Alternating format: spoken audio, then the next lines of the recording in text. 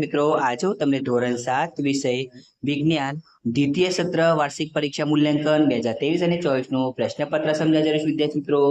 વિદ્યાર્થી મિત્રો આ પેપર તમારી કુલ ગુણ 80 માર્કનું રહેશે અને તેનો સમય 3 કલાકનો રહેશે. તો વિદ્યાર્થી મિત્રો જોઈએ આપણે પ્રશ્ન 1 એની અંદર વિકલ્પો આપેલા છે. વિકલ્પો તમારે 12 માર્કના પૂછાતો હોય છે. પહેલું છે મનુષ્યના રુધિરનો કયો ઘટક હિમોગ્લોબિન ધરાવે છે? તો રક્તકણ. બીજું મૂત્રપિંડની નિષ્ફળતાને કારણે રુધિરને સમયાંતરે કૃત્રિમ મૂત્રપિંડ દ્વારા મશીન વડે ગાળવામાં આવે છે તે પદ્ધતિને શું કહે છે? ડાયાલિસિસ. નંબર 3 ઈસ્ટમાં થતું અલિંગી પ્રજનન કયા પ્રકારનું છે? કલિકા સર્જન. નંબર 4 નીચેના પૈકી માંસલ ફળ કયું છે? તો કેરી. નંબર 5 વાહનોમાં કાપેલું અંતર માપવા માટે કયું સાધન વપરાય છે? ઓડોમીટર. નંબર 6 એક બસ અચળ ઝડપે 20 મિનિટમાં 20 નંબર 6 એક બસ અચળ ઝડપે 20 મિનિટમાં 15 કિમી અંતર કાપે છે તો તે સમયે તેની ઝડપ કેટલી હશે? તો 45 કિમી. નંબર 7 વિદ્યુત બલ્બ માટે કઈ સંજ્ઞા વપરાય છે? તો વિદ્યાર્થી મિત્રો એમાં જવાબ આવશે બી. નંબર 8 બહિર્ગોળ લેન્સ વડે કયા પ્રકારનું પ્રતિબિંબ મળે છે? તો આભાસી અને નાનું. નંબર 9 શાના વડે વસ્તુનું હંમેશા આભાસી અને નાનું પ્રતિબિંબ જ મળે છે? બહિર્ગોળ અરીસો. નંબર 10 જે સૂક્ષ્મજીવો મૂત્ર વનસ્પતિ અને પ્રાણીઓને કાળા સેન્દ્રિય પદાર્થોમાં ફેરવે છે તેને શું કહે છે? વિઘટકો. અને 11 એરેટર દ્વારા શું કરવામાં આવે છે? હવા ઉમેરવામાં આવે છે. નંબર 12 WWTP ના મોટા ટાંકામાં તેલ અને ચરબી જેવા પદાર્થોને શાના દ્વારા દૂર કરવામાં આવે છે? તો સ્ટીમર.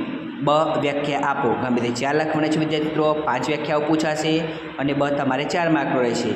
પેશી, ફલિતાન, ઝડપ, આભાસી પ્રતિબિંબ અને સુએજ. હવે પ્રશ્ન 2 એની અંદર નીચેના પ્રશ્નના એક વાક્યમાં ઉત્તર લખો. પ્રશ્ન 2 તમારે 10 માર્કનો પૂછાતો હોય છે. પેલું છે નાડી દર એટલે શું? 1 મિનિટમાં થતા નાડી ધબકારાની સંખ્યાને નાડી દર કહે છે. બીજું રુધિરમાં કયા કયા કોષો હોય છે? રક્તકણો, શ્વેતકણો અને રુધિરકણો. નંબર 3 સ્પાયરોગાયરામાં કયા પ્રકારનું અલિંગી પ્રજનન થાય છે? તો વિદ્યાર્થી મિત્રો એનો આન્સર આમાં આવતો ન હોવાથી મેં લખ્યો નથી, તમારે જાતે સોલ્વ કરવાનો રહેશે. નંબર 4 પરાગાસન કોને કહે છે? પુષ્પમાં સ્ત્રીકેસરના ઉપરના પોચી ગાડી જેવા ભાગને પરાગાસન કહે છે.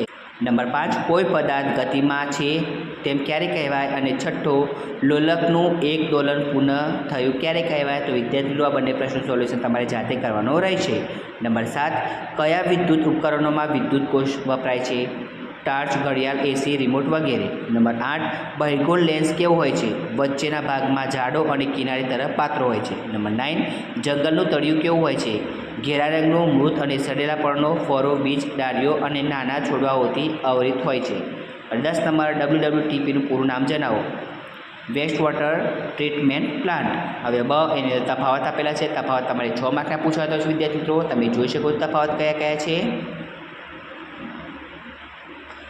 એવી જ રીતે પ્રશ્ન 3 નીચેના પ્રયોગોનું આકૃતિ દોરી વર્ણન કરો. ગમે તે 2 લખવાના છે પ્રયોગ અને 3 પૂછાશે. પ્રયોગ તમારે 10 માર્કના પૂછાતા હોય છે, તમે જોઈ શકો છો.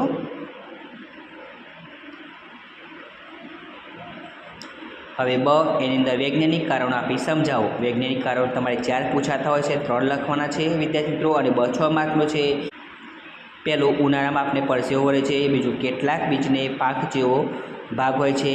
નંબર 3 વાહનોની હેડલાઇટમાં અંતર્ગોળ અરીસો વપરાય છે. નંબર 4 તેલ અને ચરબીયુક્ત પદાર્થો ગટરમાં ન છોડવા જોઈએ. તો વિદ્યાર્થી મિત્રો આ તો તમારે બ એનું સોલ્યુશન તમારે જાતે કરવાનું રહેશે. પ્રશ્ન 4 નીચેના પ્રશ્નોના મુદ્દાસર ઉત્તર લખો. 3 પૂછાશે અને 2 લખવાના છે. પ્રશ્ન 4 તમારે 8 માર્કનો રહેશે.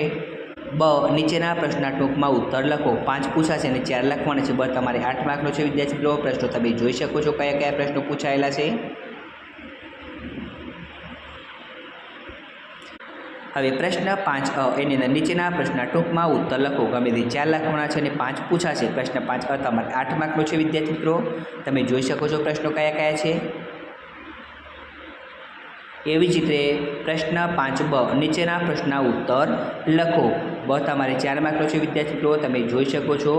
પહેલામાં સ્ટોપવોચ, બીજામાં 20 કિમી, નંબર 3ની અંદર સાલ્મોનેલા ટાઇફી અને ચોથું છે એમાં આવશે બાર સ્ક્રીન। તો વિદ્યાર્થી મિત્રો પ્રશ્નોને જવાબ તમે જોઈ શકો છો। હવે ક એની અંદર નીચેના વિધાનો ખરા છે કે ખોટા તે જણાવો। ક તમારે 4 માર્કનો છે। પહેલું છે સમયનો મૂળભૂત એકમ કલાક છે, ખોટું। બીજું દરેક પદાર્થ અચળ ઝડપે ગતિ કરે છે, ખોટું। નંબર 3 વિઘટકો જંગલના વૃક્ષોને પોષક તત્વોનો પુરવઠો પૂરો પાડવામાં સહાય કરે છે, સાચું। નંબર 4 પાણીને જંતુરહિત બનાવવા માટે ઓઝોન વાપરી શકાય નહીં। તો વિદ્યાર્થી મિત્રો આ વિધાન પણ ખોટું છે। તો વિદ્યાર્થી મિત્રો તમને અમારી આ વિડીયો પસંદ આવ્યો હોય તો વિડીયો લાઇક કરો, કમેન્ટ કરો, શેર કરો અને સબસ્ક્રાઈબ જરૂર કરો।